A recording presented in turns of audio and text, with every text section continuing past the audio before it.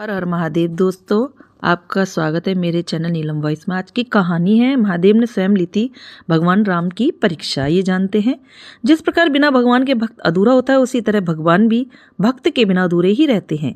भगवान हमेशा अपने भक्तों की किसी न किसी माध्यम से परीक्षा लेते ही रहते हैं। यदि भगवान और भक्त की बात की जाए तो महादेव और विष्णु जी का भगवान और भक्त का जोड़ा हमेशा से ही विलक्षण रहा है और हमेशा दोनों ही किसी न किसी माध्यम से एक दूसरे की परीक्षा लेते ही रहते हैं। लेकिन क्या आपको पता है कि एक बार भगवान शिव ने स्वयं विष्णु भगवान के अवतार मर्यादा पुरुषोत्तम श्री राम जी की परीक्षा ली थी। बहुत समय पहले त्रेता युग में, जब श्री राम दुनिया को लंकापति रावण के अत्याचार से मुक्त कराकर अयोध्या लौटे थे, तब एक दिन उन्होंने निश्चय किया कि आज का एक विशेष ब्राह्मण भोज रखा जाए, जिसमें सभी ब्राह्मणों को उनकी पसंद के मुताबिक का खाना तब तक दिया जाएगा जब तक वे संतुष्ट नहीं हो जाती। हनुमान जी और लक्ष्मण सभी ब्राह्मणों की सेवा में लगे हुए थे। उसी समय शिव जी के मन में एक शरारत सूझी और वे ब्राह्मण का रूप धारण करके श्री राम के उस ब्राह्मण भोज में पहुंचे।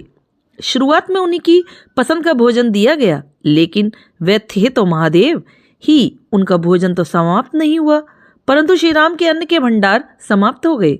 अंत में जब कुछ नहीं बचा, तब हनुमान जी श्री राम से और अन्न लाने का आदेश लेने के लिए उनके पास पहुंचे। श्री राम जी को पता चल गया कि वे एक साधारण ब्राह्मण नहीं, बल्कि अवश्य ही कोई देवता हैं।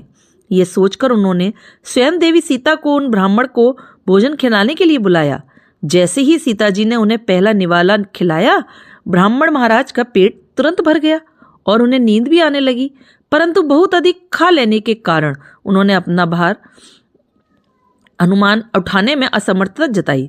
तब श्री राम ने हनुमान से उन्हें उठाकर बिस्तर पर लिटाने के लिए कहा, लेकिन हजारों पहाड़ों को एक साथ आराम से उठा सकने वाले हनुमान जी भगवान रुद्र का वजन नहीं उठा पाए। अंत में लक्ष्मण जी ने अपने प्रभु श्री राम और महादेव का ध्यान करते हुए उन्हें उठाया, तब वे उठ गए और लक्ष्मण ने उन्हें उठाकर बिस्तर पर लिटा दिया। हनुमान जी और लक्ष्मण जी ब्राह्मण रूपी शिव जी के पैर दबाने लगे और सीता जी उन्हें पानी पिलाने लगी, परंतु पानी पीने के बजाय उन ब्राह्मण ने सीता जी के ऊपर ही कुल्ला कर दिया। यह देखकर सीता जी उन्हें प्रणाम करके बोली कि यह मेरा सौभाग्य है कि आपने मुझ पर कुल्ला किया।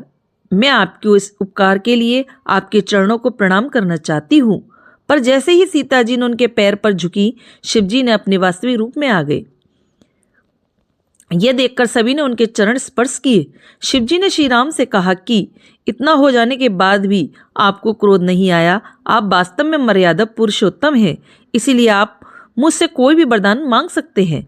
श्री राम जी ने वरदान मांगने से मना करते हुए कहा कि यदि आप देना ही चाहते हैं तो मुझे आपकी अनंत काल तक भक्ति करने का आशीर्वाद दीजिए। यह सुनकर शिव जी ने उनसे कहा कि मुझे और आपको कोई अलग नहीं कर सकता, परंतु क्योंकि सीता जी ने मुझे भोजन कराया है, इसीलिए उन्हें मुझसे अवश्य ही कोई वरदान मांगना होगा।